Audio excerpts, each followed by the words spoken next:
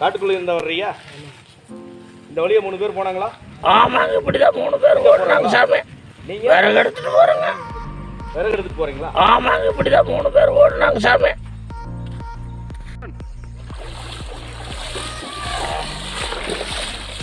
காட்டுக்குள்ள நம்மளுக்கே இவனுங்க கண் கட்டி விட்டி காட்டுறானுங்க.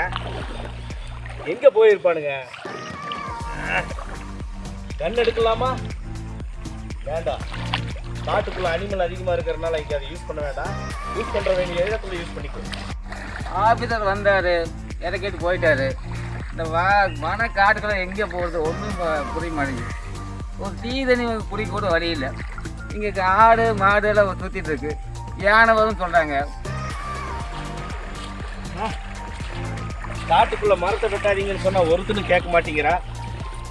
சிட்டிக்குள்ளேயும் மரத்தை வெட்டுறானுங்க, காட்டுக்குள்ளேயும் மரத்தை வெட்டுறானுங்க. கன் எடுத்தாதான்